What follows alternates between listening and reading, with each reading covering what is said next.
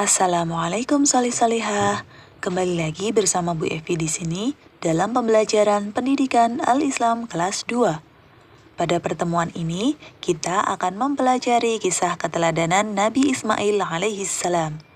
Sebelum masuk materi, mari kita awali dengan membaca kalam basmalah. Bismillahirrahmanirrahim. Baik solih-solihah, semangat belajar ya.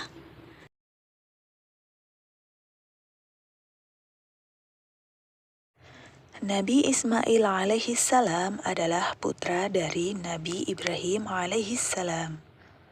Ibunya bernama Hajar. Nabi Ismail sejak kecil sudah mendapat banyak cobaan dari Allah. Sejak dilahirkan, Nabi Ismail dan ibunya ditinggalkan oleh Nabi Ibrahim di tengah padang pasir atas perintah Allah. Suatu ketika, Nabi Ismail alaihissalam dan Ibu Hajar merasa kehausan karena bekalnya sudah habis. Kemudian Ibu Hajar bingung untuk mencari air. Ibu Hajar berlari dari Bukit Sofa ke Bukit Marwa sampai 7 kali untuk mencari air. Tiba-tiba Ibu Hajar terkejut ketika melihat air mengalir dari hentakan kaki Nabi Ismail.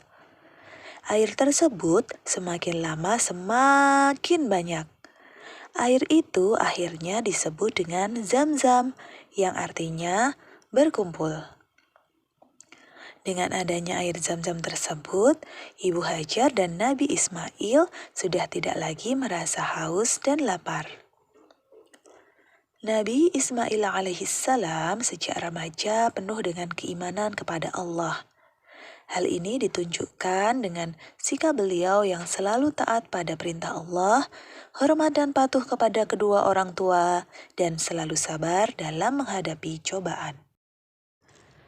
Dari kisah Nabi Ismail alaihissalam tadi, kita dapat mengambil nilai-nilai keteladanan dari Nabi Ismail. Anak-anak yang solih dan solihah pasti mampu untuk meneladani Nabi Ismail alaihissalam. Yang pertama, kita harus selalu beriman kepada Allah. Kedua, taat dan patuh kepada kedua orang tua. Ketiga, selalu bersikap sabar dalam menghadapi masalah.